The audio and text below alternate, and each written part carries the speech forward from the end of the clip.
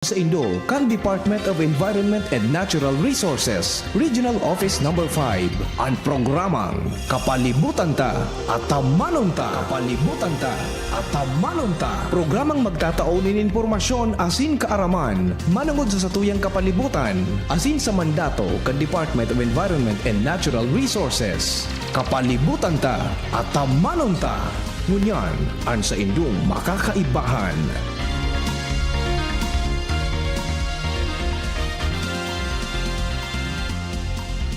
Marahay na aga sa gabos ng mga paraan tabay, mga kaimanwa, kamusta po kamo? Ako po si Joan Mariscotes para sa programang Kapalibutan Ta at Tamanon Ta. Makakairibanin nindo po kami ngunya na Webes, especially sa 8 kan bulan ng Enero taon 2024. Mapaabot kami sa indo ng mga impormasyong may kinaaraman sa pang-urual daw na buhay bilang sarong namamanwaan na nagmamakulog sa satong kapalibutan. Para sa inyong mga kahapotan, mag-upload sa station sa 4805509 puon alas 11 sundo alas 12 ning pagkaudto kada Miyerkules o sa CP number man po na Globe 0917-7984808. Ulitin ko po 0917-7984808. O kaya pwede man na magdulok sa samong opisina Lunes sundo Biyernes puon alas 8 sundo alas 5 ning hapon. Asin pwede man na magpadarakan sa inyong mga kahapotan o mga suhestyon sa samuyang opisina na makukuha sa Regional Center Site Arawis, Legazpi City. Kami sa Indoma na naaantabayan sa internet asin sa Facebook page, Candizi GB. Ang DENR Munyan. Ang DENR Munyan. Mga pangyayari asin aktibidades sa implementasyon kan mga programa kan Department of Environment and Natural Resources, lokal asin nasyonal. Anion ang sa indong tagapagbareta.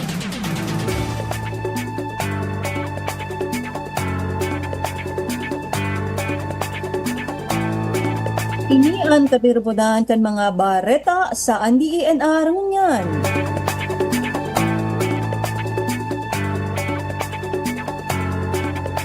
DENR Bicol, suportado ang pagbukas kan butanding season asin paglunsar kan kagandahan program boat enhancement project sa Dunsol.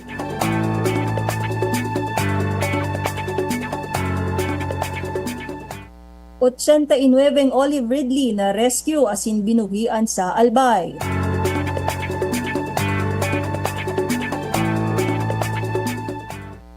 Penro Astor nakatukaw bilang bagong OIC ARDMS kan DENR Bicol.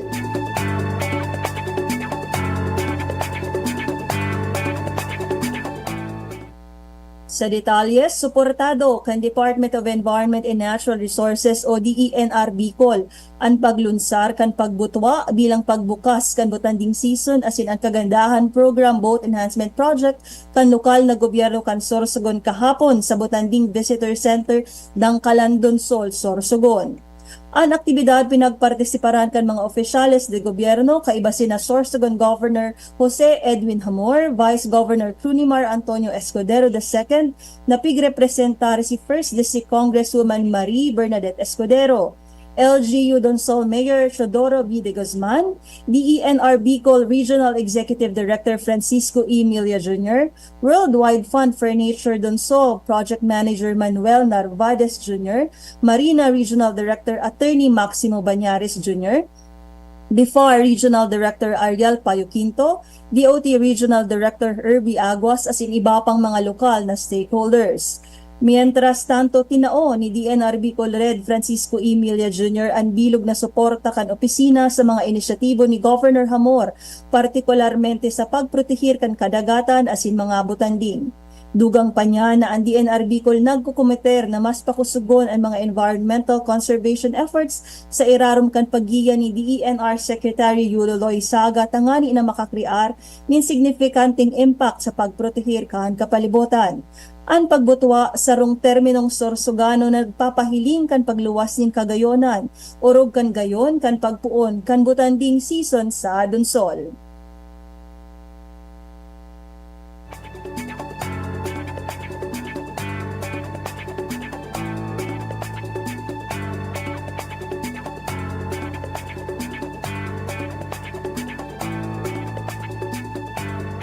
Mientras tanto, 89 olive ridley sea turtles ang na-rescue asin pigbuhian kan Community Environment and Natural Resources o Senro Ginubatan sa Barangay Catburawan, Ligao City da ipanahahaloy. An olive ridley Olepidochelis olivacea na pig-aapod na pawikan sa rong critically endangered species na nagkakahampang ninman lain-lain na threats arog kan pagkaraot kan sa indang habitat, pollution asin illegal trade. Base sa report kan sarong concerned citizen ang Senro Ginubatan pinanginginotan ang pagbuhi kan mga pawikan sa kadagatan kan Barangay Catburawan, Ligao City sa laog kan Ticao, Burias Pass Protected Seascape. Sa lindong kang DENR Administrative Order 2019-09, pig-aapod na updated national list of threatened Philippine fauna and their categories, ang mga pawikan pig-kukonsiderar na critically endangered. Siring man gabos na buhay layas sa nasyon protektado kan Republic Act 9147 o ang Wildlife Resources Conservation and Protection Act. Ang DENR Bicol sa pamamayo ni Red Francisco E. Milia Jr. nangangapodan sa publiko na magpartisipar sa pangataman kan sa tong biodiversity asin kung may manutaran na mga illegal na captivity asin stranding tulos man na mag-report sa pinakaaraning DENR Field Office.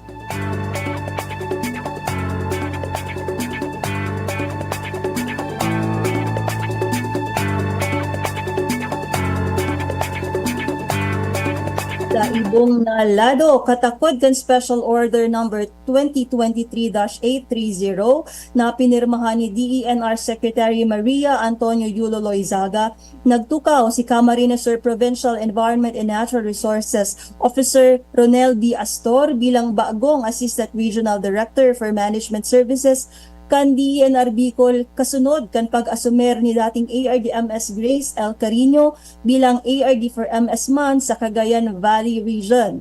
Sarong lisensyadong forester si ARD Astor, nagserbe sa DENR sa laog na nin sobrang 20 taon.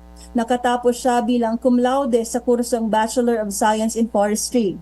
Nagtapos man siya kan sa iyang master's degree in Business Administration as in Bachelor of Laws sa University of Santo Tomas o UST Legazpi. Sa iyang mensahe sa isinagibong turnover rights na ipanahahaloy, tinauan doon ni ARD-MS Astor ang importansya kan suporta asin kooperasyon ta iniarog kan susi sa pagtrayumfo. Promesa man ni ARD Astor na mas papakusugon niya ang environmental protection asin integridad sa laog kan DENR na nakaangkla sa core principle of collective responsibility. Siring man, sinabi ni DENR Bicol Red Francisco Milia Jr. ang sa iyang kamaawotan na ang bagong liderato ni ARD Astor mas mapakusog sa workforce kan opisina asin magkaigwa ni novelty of perspective pasiring sa mas mausuwag na environmental growth. Ini ang katiriponan kan mga bareta sa ang DENR ngunyan.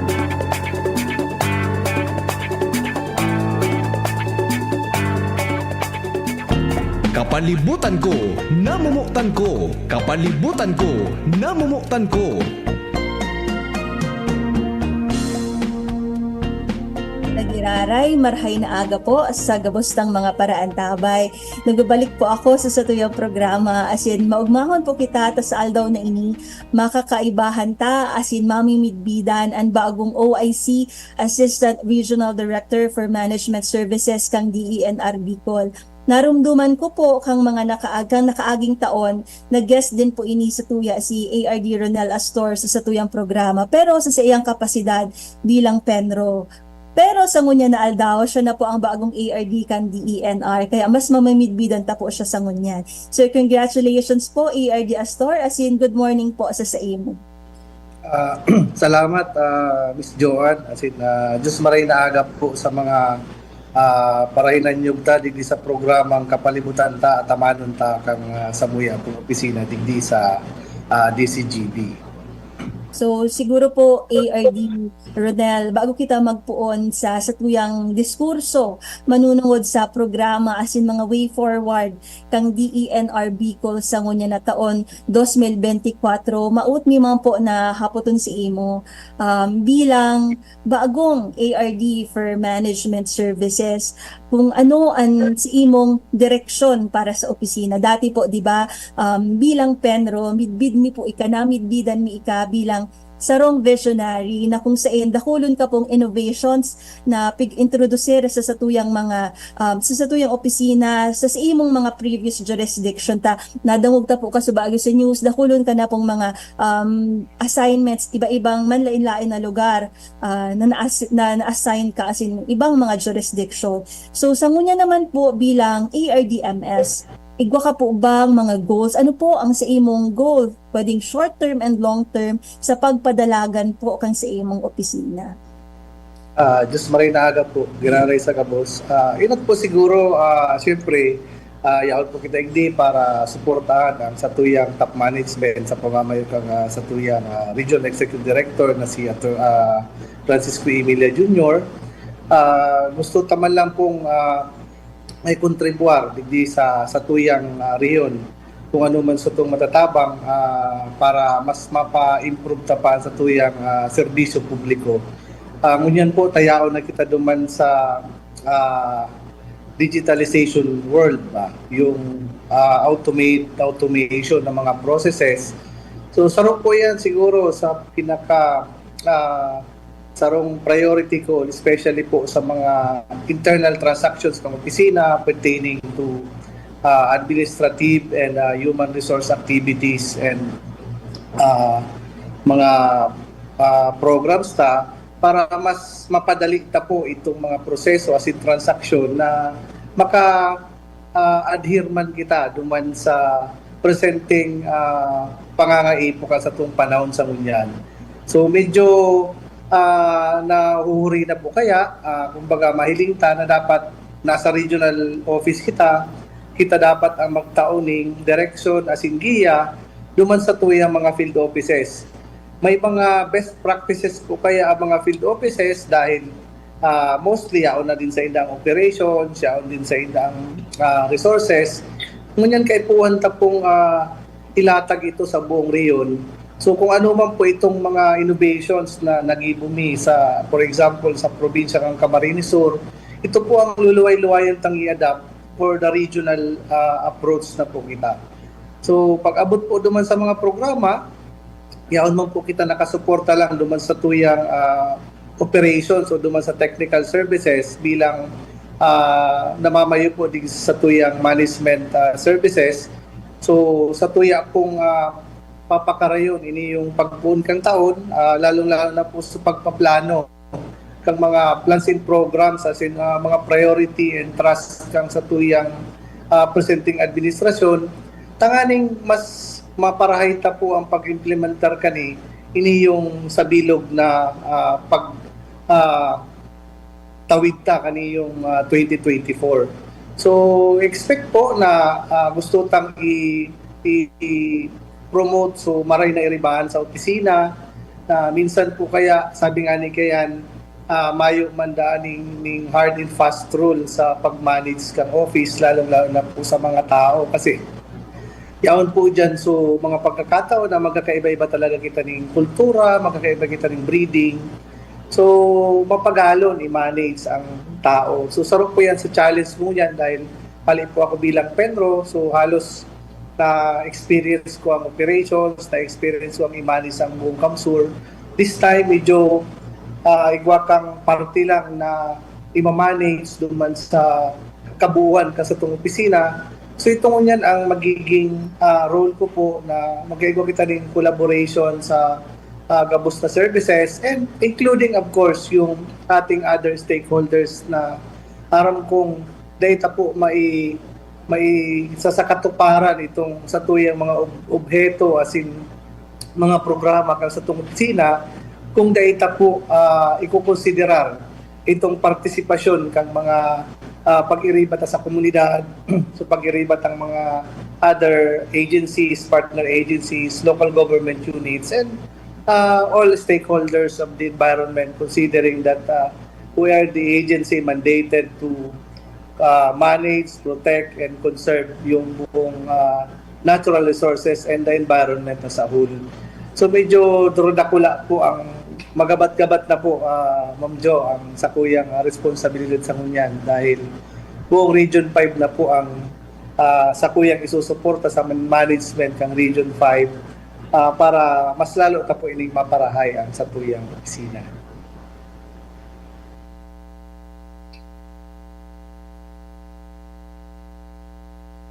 Dahil ko po nadadang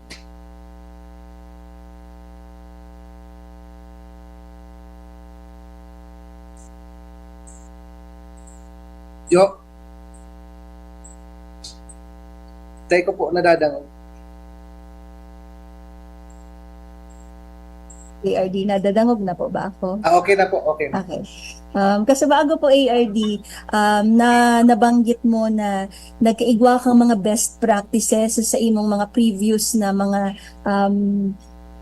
lugar na kung saan ka naging penro as in naging leader. As in nabanggit mo man po na saro sa kamauotan mo na magkaigwang marahay na pag-iribahan sa Satuya Digdi sa DENR, lalong-lalo na naigwa ka din pong kamauotan na pakusugon ang HR practices digdi sa DENR. Tama ka po kasi iyon ang pangaturugan mi ang pagtubod mi na ang mga tao talaga iyo po baga ang puso kang opisina iyo ang nyaon diyan sa grassroots iyo ang nagiiro. So naging magayon po ini para sa muya na mas makusugon po ang workforce kang DENR. Pero kasubago po nabanggit mo na sarong challenge ang collaboration, ang partnership sa ibang mga ahensya, sa mga partner stakeholders. So, siguro po aputon mi po na kumusta po ba ang partnership ta sa mga stakeholders? Kumusta ang collaboration ta sa tuyang mga LGU, sa academies, as in iba pang mga civic groups? Makusog po ba ang partnership ta?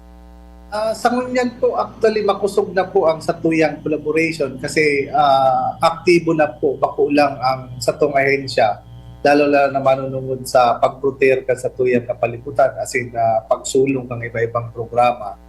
So halos kumahiling mo, gabos na ahensya ngunyan, pag igwa talaga sindang parang naka-mainstream ng mga aktibidad na perming kinukonsidera na itong pag-protect ang environment. So saro po yan sa nahihiling kong avenue na igwa na ng kamulatan ng mga tao, lalong-lalo na po itong sa tuyang mga partner agencies and mga local government units, lalo na talagang yaon na sila sa pagsulong kasi dikit-dikit na indang namamating nun yan itong pigsabit ang epekto kang pababagong klima na ini na dahil taman nga na ini yung mapupugol na pero kay puwantang mamatigar as in kay puwantang mag-adaptar tanganing gabos kita po makaabot pa duman sa kung ano man ang pwede tang ibuhon para mas ma-conserve ta pa ini sa tuyang Mother Earth kasi saro lang po ni kung mahiling mo po every time na may mga aktibidad itong araw katong pigbarita mo kasubago so mahihiling mo na itong convergence approach kang mga agencies na saro po yan siguro sa magiging dalan tanganing inot na inot tipid ang satuyang gobyerno sa pagsulong ng mga programa kung ang kada ahensya po magkakaigwa rin ng collaboration as in convergence approach sa kada pag-implementa rin ng programa. Minsan, igwa ng mga duplications ka mga plans and programs and activities na nagiging waste kang resources na kung hihilingon ta, pwede naman itong mai sulong na kaipuhan lang so pagtaramagan kang kada saro dahil na kaipuhan so magkaranya-kanya kita rin pag-implementar ka mga programa na di naka-align duman sa mga kanya-kanyang mandato. So yan po ang sarong magayon na direksyon na sana aktibo man ang other agencies and other local government units concerned. Yaw lang po kita duman, may mga pulisiya lang talaga na kaipuhan tang sunodon na sini-implementar na minsan sarong man sa mga nagiging kausa duman sa pagbagal sa tuyang pag-implementar. Alagad, dahil man po kita nagkukulang kayan pag na-identify ta po itong mga policy gap na yan, Yan na po ang nagiging role ta na nagmi-mediate kita dyan. Nagpapaabot kita sa yung mga rekomendasyon duman sa taas na magkaigwa ng mga policy change for us to hasten those processes na mas papagayon pa sa pagtautan ng serbisyo para sa tuyang mga kahimanwa as in sa buong publiko po. So, maraming salamat po ARD Ronel. Iyo talaga pagtarabangan maski nga ni si Red Toto Mili, iyo din ang ano niya kamabutan na pirming magtarabangan, di kaya kang gobyerno kang DENR sana kundi kaibahan ta ang publiko tangan ina mas maprotehiran mamaniharaan sa tuyang mga natural na rekursos. Pero ARD Ronel, siguro mas gusto mi pa po ikang mamigbidan dahil po kakaasumir mo lang bilang ARD-MS kang DENR Bicol. Although sikat ka na ARD, maski kampiyon ka pa lang, tadakulon kang na contribuer sa tuyang opisina. So para da po mas mamidbidan ta ang sarong tao, mas namimidbidan ta siya sa manner kung paano niya pigkakahampang ang mga kadipisilan as in sa iyang decision making. So sa imo pong liderato, sa imong leadership kaito, sa previous mong liderato, sa mga manlain-lain po na post na sa imong mga kinaputan sa bilog na rehiyon Bicol, igo ka po ba na mga kadipisilan man na kinahampang or naging smooth sailing po ba ang sa imong liderato? Or kung igwa ka man po na kadipisilan o issue na kinahampang or sinapar, paano mo po ini na-resolve kumbaga o napagtagumpayan? Actually po, simple lang kaya ang management style ko. Pag may naiengkwentro akong problema o sarong sitwasyon, dahil ko na po yan ko problema. Automatic kung may pigtataw sa kuyang sitwasyon o problema ang sa kuyang pag-iriba, sinisigurado ko na kung daisindang ikaka-offer na solution for the situation or a problem given, solusyon na po ang tinatawag ko kaya. Sabi ko, Perming, yan ang mantra ko. Sabi ko sa inda, ang problema dahil na ito po problema, isusolusyon na yan. So kung may problema ka mo, dahil ito kayang solusyonan, siguro iyan na po ang, sabi ko nga ni, iyan man lang siguro ang magiging role ko kasi itong pagtrabaho kang mga nitty-gritty na mga pigigibo na yan sa itong opisina, itong mga staff na o subordinates na nagigibo ka yan. Pero pag may mga confronted ka kang situation na kaipuhan mong magdesisyon, iyan po dyan matcha-challenge kung ikasarong maray na leader. Kasi kaipuhan mo talagang ikapasidad itong sa ibang tao, i-guide mo kung anong magiging maray na solusyon na pirming naka-angkor kung ano ang tama sa kasi anong fair. Sabi sabi ko nga ni Ken, may po kitang hard and fast rule sa management or leadership. So ang naging panuntunan ko lang po, so mga dati kong superiors, kang ako nagpupuon pa lang, tig-release stock lang, so mga maray nindang gawi. As in, so mga bakong maray, dahil ko na babali. So sa hiling ko, itong mga maray, piga-adapt ko, kasigurado ako, itong mga bakong maray, habo to kang tao. So ito po, so naging guide ko hanggang ako nakaabot taman ngunyan dito sa kung ano man po ini yung sa kuyang kinamumugtakan sa ngunyan. Alagad, sabi ko nga ni, mayo man pong nabago. Nabago lang dahil natawanan po ako ng sarong responsibilidad giraray. Alagad, itong pagiging tao ta, itong pagiging konsisay kita, ito po ang data kaipuan bago. Taday man po nawawar. Ang posisyon, ang mga ranks na yan, temporary lang po yan. Sabi ko nga ni, iyan ang dahi ko talaga pigibo, ang ilaag, ang posisyon sa payo, tayan po minsan na nakakaraon sa sarong iribanan. So, arog lang po kaya kasimple ang sa kong pag-manage. Nahiling po na naging effective man duman sa mga previous assignments na kinamugtakan ko po. Magayunon ang sa imong kasimbagan, ARD Ronel, na ikapalan, solution-based ang sa imong mantra na solusyon tulos ang sa imong tiga-isip. As in, ang leadership mo, warang hard and fast rule, sabi mo nga ni sa management, sa leadership, as in tigihiling mo ang mga maray na gawi kan sa tuyang mga kaibahan. And ang masasabi ko lang, maski nagparalang kawan sa imong posisyon, very humble ka man po giraray ta. Haluin na din ako digdi sa DENR, nahiling ko kung paano ka po nagsaangat sa ladder of success. So congratulations po ARD Ronel, nahiling ko kang yaong kapadigdi sa regional offices mo niya, yaong ka na po giraray digdi bilang ARD for Management Services. So siguro po sa sunod kong kahaputan, ma-focus naman kita po duman sa mga aktibidades na isasagibuta digdi sa opisina sa ngunya na 2024. As in kung ano po ang mga obheto kang mga isasagibuta na mga activities sa taon na ini. Pero bago po kita mag-delve deeper sa mga aktibidades na ini, time check po.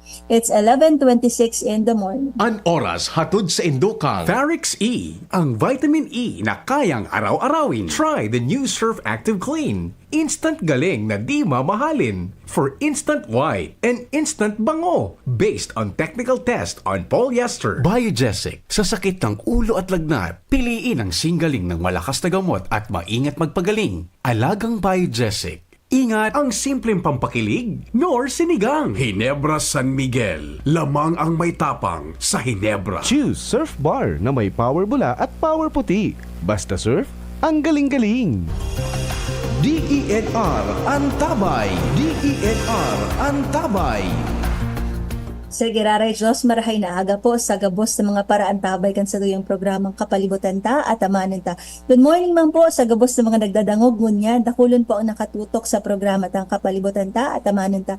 Lalong-lalo na po digdi sa regional office, dyan sa admin division, dyan po sa office of the regional executive director. Good morning po sa Indo Gabos, pati man po sa opisina ni ARD Adona sa special concerns as in sa technical services kay ARD Attorney Ronel Sopsop. Good morning po sa Indo Gabos.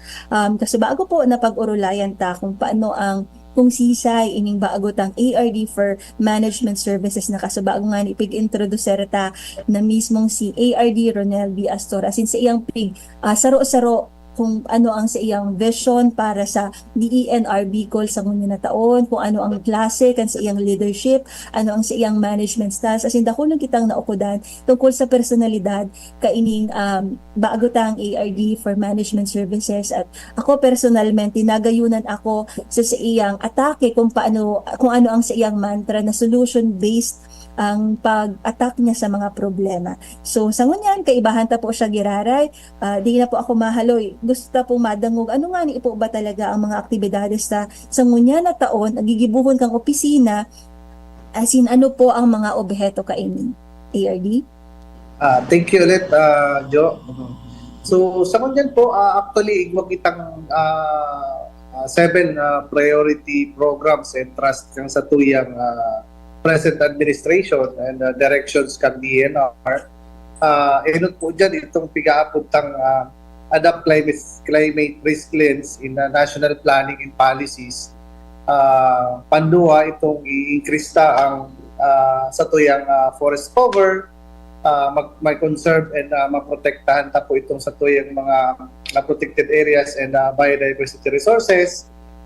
Ika-apat kayan itong ma-improve ta ang air and water quality and waste management and ma-ensure ta itong water security and resilience in high water stressed areas and magaigwa ng sustainably managed and responsible management kang mga mineral resources ta as in ma-promote itong effective land management and governance. So halos pitong iyan ang dadalaganan mo niyan kang sa tuyang mga programa na dyan sa mga 7 priority programs na yan and trust kang sa tuyang present administrations, may mga kaakibat po yan ng mga objeto as in iba't ibang aktibidades. So igwa kitang nag-message ARD sa tuyang Facebook Live. Si Sir Jerry Aranya, good morning po, Ma'am Joanne. As in si Ma'am Glenda P. Banta, hello, Ma'am Joanne, DNR Kapalibutan ta at Amanan ta, listening and watching from Calzada, Ginubatan, Albay. Good morning po sa Indo dyan, sa mga nagdadangog sa Calzada, Ginubatan, Albay, as in sa imong mga kaibahan. Kung kamo po may mga kahapotan sa satuyang guest, di po kamo magduwang isip na mag-text sa 0917-7984-808. As in kami man po naka-live sa Facebook page kang DZGB, as in naka-live man po kami sa Facebook page kang DENR Bicol. Pwede po nindong bisita ako ng Facebook page ta sa DENR Bicol. Tangani po, mahiling nindo ang satuyang programang Kapalibutan Ta at Amanan Ta. Asin gabos po kung may mga kahapotan, di po magduwang isip, mag-apot, asin magpadarakan sa indong mga suhestyon. So iga po kitang nagpadara tulos kang kahapotan na naka-comment sa Facebook page kang DZGB, Mr. Ronald Riofrio Puntuya. Good morning. Kaiba po ba ang pagprotekta sa mayon sa priority kan DENR Bicol? This is regarding sa pagkwari bako lang sa baba kundi sa slope mismo. So, ARD. Actually po, yaon yan duman. Sabi ko nga isa rin po yan sa itong pigsasabitang sustainably and responsible management ng mineral resources. Actually po ang pagmanis ng mga quarry kaya saro po yan sa mga devolved functions kang opisina sa local government especially on the provincial government. Kaya po itong mga small scale na quarry operations na dyan, ang nagre-regulate na po kayan ang satuya na lang na provincial government. Pag iyan po naka-secure kang mga environmental compliances from EMB and MGB, yan po may separate na regulatory ang provincial government except kung mga large scale yan na talagang purely yung Mines and Geosciences Bureau pang DENR ang nagre-regulate po kaya. So sana po nasimbag ang satuyang guest na si ARD Ronel Astor ang kahapotan kang satuyang nag-comment na si balat lang hay na siya si Mr. Ronald Riofrio Puntuya. As in, good morning man po sa imo, Mr. Ronald. So, kasubago po, ARD Ronel, nasaro-saro mo ining mga priority thrusts and directions kang DENR. Nasabi mo nga ni po, iwa kitang pitungon yan na priority thrusts. Pero, siguro po, arami man na ang sarong expertise mo bilang dating Penro as in technical services, nasa technical services kakaito ang National Greening Program. So ano po ba ining ang obheto kainita saro sa nakalaag digdi adopt climate risk lens in national planning and policies kasabay po digdi iyo ang tigaapod tang sa National Greening Program. Ano po ba ang mga polisiya ta? Ano po ba ang direksyon ta ngunyan sa National Greening Program? Kamusta po ang satuyang kabubuldan? Actually po, ang National Greening Program nakapaloob yan duman sa sarong trust na itong increased forest cover. So sa kanyan, from 2011 to 2023 na sa itong datos po Region 5, actually gawa na kitang more or less 173,000 hectares na na-rehabilitate na kang part kang sa tuyang mga denuded timberland areas. And this also includes yung nandun sa mga yaon sa mga satuyang protected area.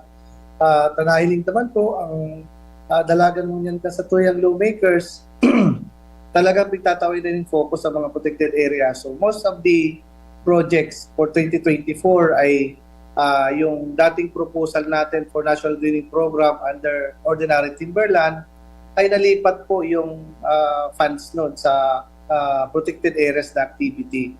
So may mga yaon dyan, part po kang aside from the greening program natin na yan po talaga ang sarong nahihiling ng pinakadakulang programa na makakatabang para ma-increase na ulit sa itong forest cover. Of course, kaibahan man po kayan. So, forest protection activities na ma-intensify na po ito. Tanganing, bako lang kitang nagtatanong, bako lang kitang nag-rehabilitate. At the same time, we are protecting yung existing vegetations natin kasi yun pa rin po ang ito pa man giraray ang pinaka-priority na masalbar na po itong mga natatanatang kabubuludan. Tanganing, dahil na mag-abot duman sa punto na talaga magkaigwa ka ng total rehabilitation. So thank you very much, ARD Ronel. Nag-comment sa giraray si Mr. Ronald Riofrio Puntuya. Salamat tabi ARD Ronel and Ma'am Joanne. Nakulong din po kitang naghihiling dyan, Norilet Reciproco, naghihiling. Good morning po si Imo, Ma'am Norilet. And Sir Ronel, ano po ba ang mga mayor na programa na pigsasagibot ang ngunyan para sa pagkonserbar, pagpreserbar, asin pagmanihar kan sa tuyang mga natural na rekursos? Sa roon dyan, itong nakapaloob duman sa bigsabit ng aning climate risk lens in national planning and policies. Itong pag-establish na kang National Natural Resources Geospatial Database. So sa roon kaya sa mga tatahak na itong digital world. So halos ang sa itong mga pagpaplano, naka-anchor na po yan duman sa mga geospatial data ta. So gabos na mga nakamapa na halos, mas madali po siyang maplano. Dahil igwakang area, may mga kanya-kanyang po yan, itong mga platform na pig-integrate para sa pagpaplano na kay po wantang back-upan ng pulisiya. Saro po yan sa mga nakapaloob dyan, itong geospatial database ng pig-establish ang yan. As in itong pag-promote naman, of course, itong sinabi ko kanina, itong convergence approach bilang sarong national policy, yan ang nahihiling tang magayon na dalagan kung gabos na agency magkaigwa na ng convergence sa mga aktibidad sa pag-implementar ng mga different plans and programs in pursuing respective mandates of the agencies. And magkaigwa man kita itong may institute tayong risk-based ecosystem management and nature-based solutions. So dapat yaong dyan naka-anchor kung ano man sa mga pag-i-implementar ng program. Kasi mag-invest kita duman sa green opportunities by implementing yung sustainable finance roadmap natin. So igwa kitang mga na-established plantations, igwa kitang mga open denuded areas, we can tap yung mga other stakeholders na they can invest financially in development ng mga areas na yon na minsan tingnan may mga nag-a-apply sa atin ng mga tenurial instruments para i-develop. So by that, nagkakaigwa ng revenue ang government. At the same time, nadi-develop ta itong mga idlelands na sa hiling ta basta naka-anchor duman sa tuyang programa na dahil siya makaka-route sa tuyang kapalibutan. Iyan po sarong nakulang tabang na yan na makulang sa pag-inkaminarta naman sa mga kaimanwa. Maraming salamat, ARD Ronel. So, nabanggit mo na tiga ingwata ha digdi sa DENR na makaabot kita digdi sa mga sa digital world. Ngunyan po baga puro na nasa computer, technical na ngunyan ang mga datas. Ang sabi mo din, magkaigo kita kay geospatial planning. As in, saro pa, ERD Ronel, narumduman ko ka ito na nagkaigo kang innovation sa imong dating opisina sa Penro Camarines Sur. Tungkol din po digdi sa pag-digitalize ng mga files. Pwede mo po ba ito sa muyang iheras, itong naging innovation mo sa Penro Camarines Sur? Actually po ito na napuunan to ang sa tuyang dating ERD Grace Carino na Samuel alam po pigpadagos man kasi mas lalo pang naidance as in nailaunch na po talaga. So most of the automated processes na pigkibo mi duman sa Kamsur ay itong admin and human resource na mga processes ta. So kung ikaw ma-filing leave, makuha ka ng leave credits, yung payroll system natin, dahil na po yan mano-mano. So pag nag-time in ka, automatic kung late ka, mabawas na ito duman sa leave credits mo. So dahil na kayo po mag-manualize ng pag-compute ka yan kasi diretso na po yan si system. Kung na-late ka, na yan dyan. Bawas na yan kung kayo po anong bawasan sa sweldo mo. Ika sarong contract of service or kung ika mayo ng leave. Dahil na po yan. And pag magpa-file ka din, naunang po yan, naka-anchor din sa policy na hindi ka na pwede mag-file pag 5 days na kung yan ang requirement under the guidelines. So itong mga pag-request kang vehicle, sa fuel, sa mga supplies na naka-barcoded. So ito po diit lang sa dakul na mga internal processes mostly po ang na-launch me sa province of Camarines Sur. And hopefully, we can replicate dito yan sa region and at the same time sa other provinces for the whole DNR. Tangani pong mas mapadali na ang proseso. And we are attempting also to have a digitalized process yung mga external processes natin na pwede. Kasi ang dipisil po kaya sa DNR, bakong templated ang sa tuyang mga pigtataong serbisyo. So kaipuhan talagang may mga validation sa field, kaipuhan may mga inspection, may investigation to be conducted.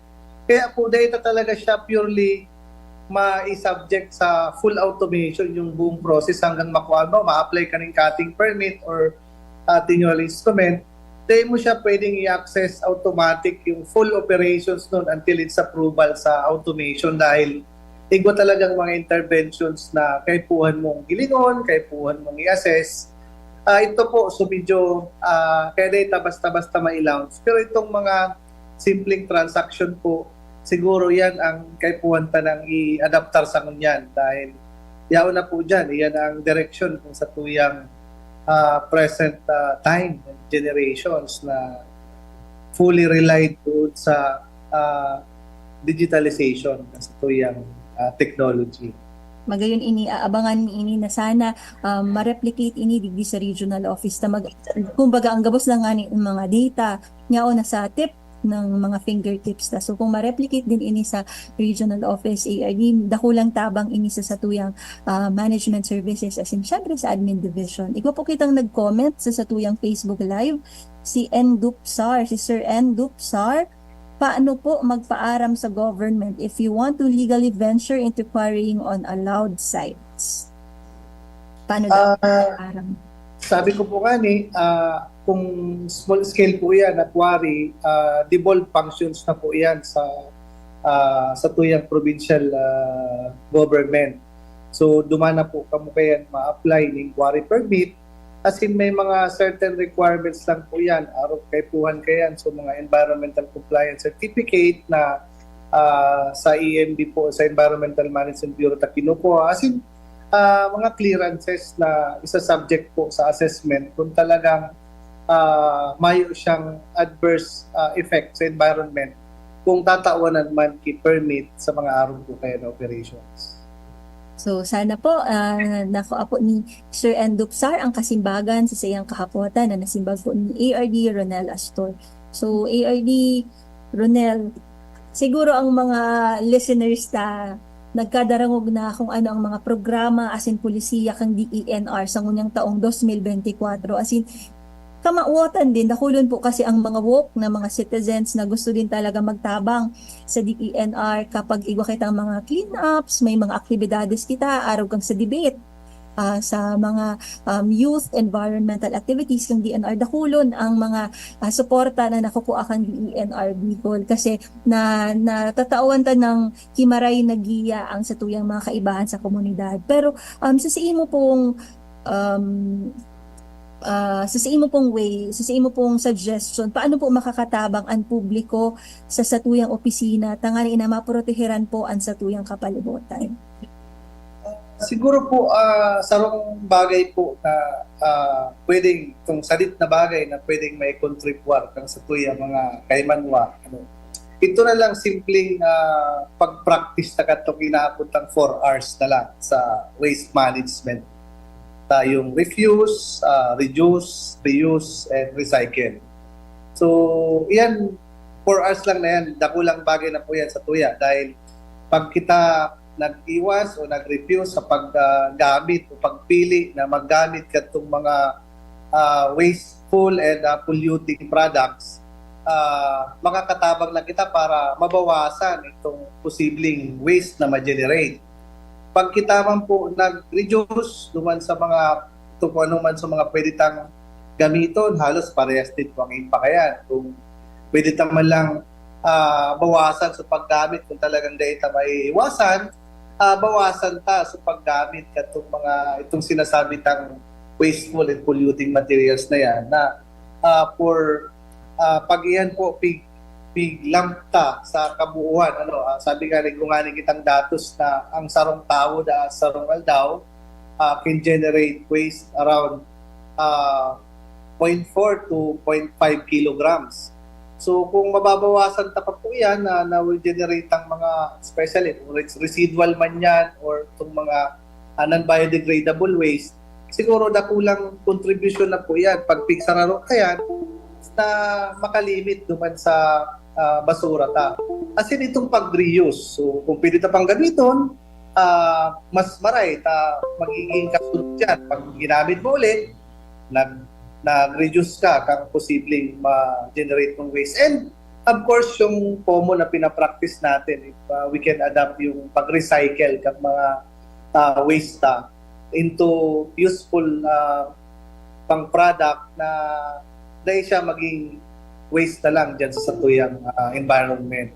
And yan po. And of course, yung paggamit na kang mga itong energy conservation.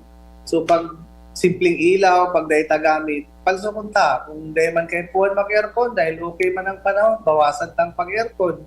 Itong simpleng practice, paski sa opisina, sa tuyang mga harong, ikaw kitang may ko-contribuar kaya na mga itong sa tubig. Ang iba, ihahayaan lang na pabuluson, maski dahil naman. So, mga simpleng bagay ini na makaka-conserve ka ng energy sa harong mo, sa opisina. Kasi itong minsan, dahil taman kayo puwan magamit auto, pwede ba kitang magbisikleta, pwede kitang maglakaw. So, pwede nang malilimitaran taman itong pag-contribute tapan ng carbon monoxide sa tuyang atmosphere. Kasi itong mga pag-encourage na kang mga renewable energy. May mga dakulang kumpanya niya na nag-i-invest ng renewable energy. So saro po yan sa mga green energy projects ng DOE na pinsusuportaran man sa tuyang opisina. Kasi pig-i-encourage. Sa opisina, bawasan minsan yung less paper ba. Magbawas ka ng paggamit ng papel.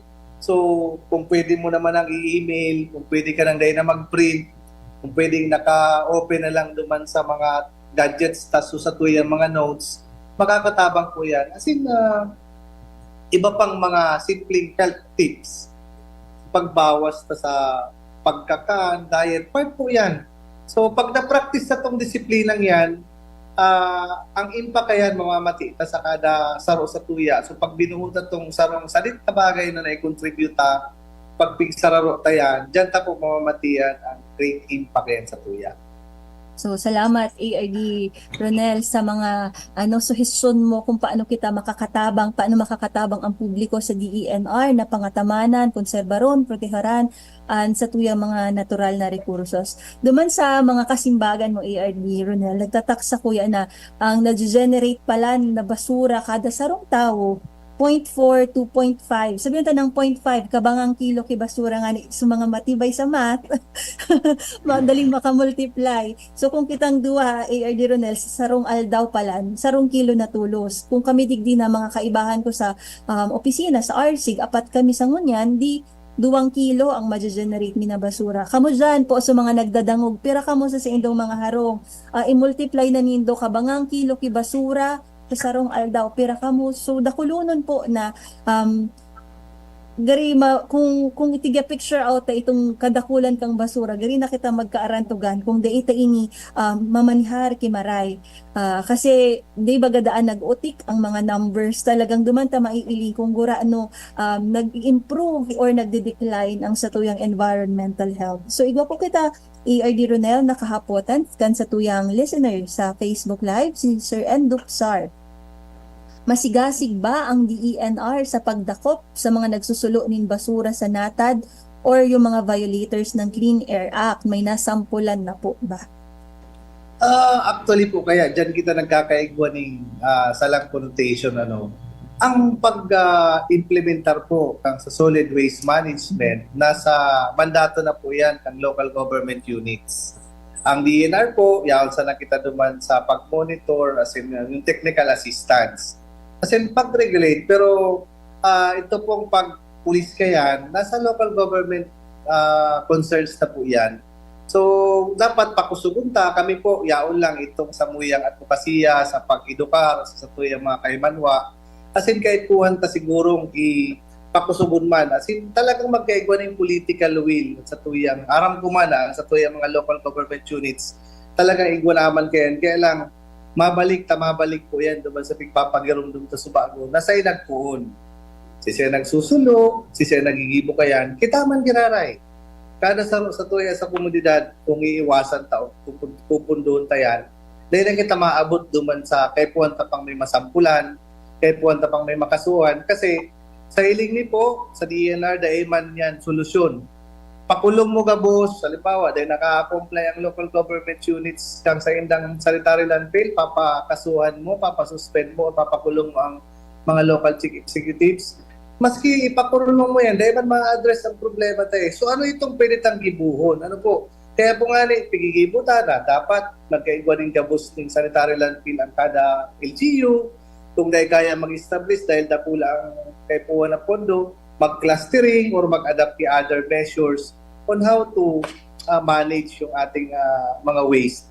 So saro po yan sa so day po kaya gabos paghilingin na puro lang DNR, pag nagpa sisiyo DNR, pag may sulo ay may nagkaigwa rin sulong basura DNR. Actually po gabos kita dyan pwede na magtarabang. So kami po yaon lang dahil taman po yan pwede gabos, sabi ko nga ni kung solusyon ay pakurulong tayan. Alagad, may mga certain policies and guidelines na kaipuan tang sunodon. Kung may mga pagkakataon po na talagang kaipuan tang ilagyan sa tamang kalaagan, yan, polisiya na yan, mauobliban ko po ang sa buong opisina na i-implementar yan.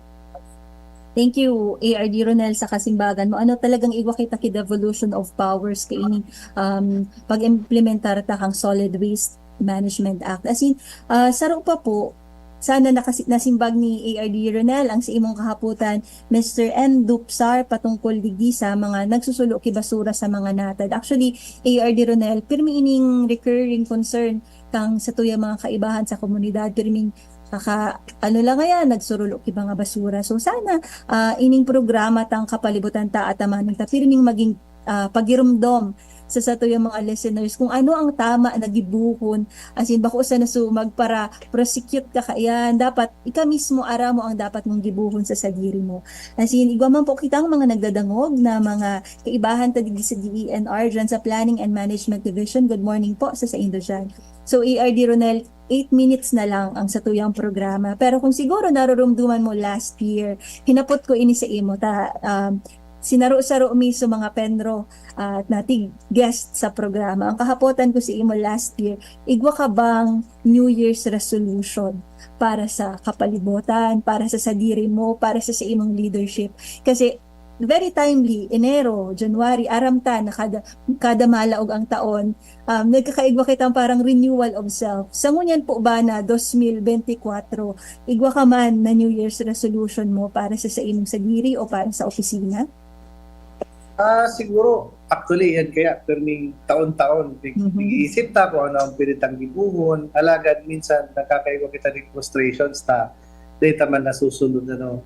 Siguro sa kunyan, dahil ako sarong challenge sa kuya, dahil ka-assume ko lang po as the newly designated o ACRD for Management Services ng Region 5, siguro mas papakarayon kung lalo ang sa kuyang pagserbisyo, lalo pa nagdagdag na naman po ng patong ang responsibilidad ko, responsibilidad sa tuyang publiko as in sa opisina. Siguro ang yan lang po ang para pirmi kong pigsasabi na ang sa kuyang full commitment and accountability, yan po siguro ang pirmi ko lang pigulit-ulit sa diri ko na galing at talino sabi ko sa kanila na yon. Pero yung accountability at commitment, yun po talaga yung lagi kong binibigay. And every year, yan ang pagpapromise ko sa diri ko na I will always be committed and fully accountable to whatever task and responsibility na inaalis po yan, ay naatang sa kuya. So yan po ang pirmi kong piglalaag sa kuyang priority every time, every year na nagkakaiba rin natin. Thank you, ARD Ronel. Human ano kasi every year nagkaigo kitang mga New Year's resolution, pero pag diita naabot ang target ang New Year's resolution, siguro nagkakaigwa man agad yung mga frustrations. Pero sabi nga ni ARD Ronel, ang sa iyang focus yung ang accountability, dapat igwa kitang commitment and accountability sa trabaho. Siguro ining New Year's resolution mo pwede naman i-adaptar bilang mga personahes digdi sa DENR Bicol, kasi magayon ini na gabus kita accountable, gabus kita igwang commitment sa pagtrabaho ta, sa pang-oral daw na paglaog ta digdi sa opisina. So ARD Ronel, igwa ka po bang agyat sa publiko tangani na magkaigwang environmental conservation makatabang ang satuyang mga kairibahan as in siguro panghuling mensahe bilang 5 minutes na lang ang satuyang programa. Igwa ka po bang gustong pasalamatan? Igwa ka po bang gustong i-shout out? Inotera po, siyempre gusto kong pasalamatan ang top management ng DNR5 sa pamamayo kong satuyang Regional Executive Director for giving me his trust and confidence na maidesigna din sa kuyang posisyon sa kanyan. Sabi ko nga ini po, dagdag lang sa satuyang gigibuhon giraray. Alagad, sabi ko nga kaya ang satuyang pong responsibilidad sa DNR bilang ahensya na mandato ang pag-manage, pag-conserve, as in pag-protect sa tuyang kapalibutan, as in mga resources naturales. Data po yan may isa sa katuparan kung dahil po ang full support as in cooperation kang kada sarong sa tuya. Lalo na po yan sa tuyang mga kahimanwa as in sa tuyang mga pag-iriba sa government na ang mga objeto po, ang mga programang yan, magiging matrayong po lang yan kung kada saro sa tuya magkakaigwa ng kontribusyon duman sa pagtubuan. So giraray po, nagpapasalamat kami. Sabi ko nga isang aral na Samuyang Regional Executive Director na si Francisco Emilia Jr. Ang Samuyang paghagad ng suporta sa Indogabos sa tuyang reyon na kung pwedeng magkasaro kita para matabangan sa tuyang reyon na maparahay tapang lalo as in mas lalo tang mapayabong sa tuyang kapalibutan digdi sa DNR sa Region 5. So just mabalos po giraray sa inyo na boss as in Dakulang salamat po. maray na aga pa pala. Yes. Maraming salamat po ARD Ronel sa imong paghiras kang mga ideas kang mga insights mo ang sa imong vision sa ngunya na taon para sa DENR because sa totoo lang dakulon ako na ako din sa imo ang sa imong mga prinsipyo sa pagiging leader as in pagiging manager, top manager kaining opisina tang DENR Bicol. And sa take away ko sa imo na dapat palang warang hard and fast rule sa liderato, kaipuhan talaga ang commitment and accountability pati man po ang suporta as in kooperasyon kang mga kairibahan ta digdi sa DENR, kaipuhan ng kaipuhan. So igo pa pong pahabol na comment sa tuyang Facebook live si Mr. Endupsar. Ano man po ang New Year's resolution kang program nindo, Ma'am Joanne, in general, thanks po. Kami po kaya digdi sa DENR Bicol, maut mi na magtao ki kaaraman sa gabos sa puon sa satuyang kasaraditan, sa satuyang mga kaapian from youth until po sa mga nagdadangog dyan sa tuya sa mga kabubuldan. Dakulon po kitang listeners na hararayo bako digdi sa Legazpi sa Sorsogon sa bilog na Region Bicol. Ang kamaugotan mi po mapaabot sa Indo na sige-sige asin tulos-tulos ang mga programa kang DENR Bicol. Kumbaga dapat warang nawawalat sa impormasyon. Gusto mi po sarabay po kita as one family gabos kita magtarabangan pasiring sa maray na buhay as in malinig as in green lushful environment. So sana po Sir Endupsar na simbag ko ang si imong kahapotan. So nagpapasalamat po kita sa giraray kasi namidbidan ta in a deeper level ano po ang sa tuyang ARD for Management Services na si ARD Ronel Astor. I am sure na sugabos na listeners mas nasabotan kung ano ang direksyon, ano ang vision kan sa tuyang leader sa ngunya na taong 2024. Asin man po, syempre, sa irarom kang liderato, kang samuyang matibay na Regional Executive Director na si Red Francisco Emilia Jr. Nagpapasalamat po kami sa imo, ARDMS Ronel Astor. Asin sa gabos na mga nagdadangog, asin padagos na nagsusuporta kan sa tuyang programang Kapalibutan Ta at Amanon Ta. Asin sa giraray, ini po ang satuyang naging programa Kapalibutan Ta at Amanon Ta. Sa indong nahinanyog ang programang Kapalibutan Ta at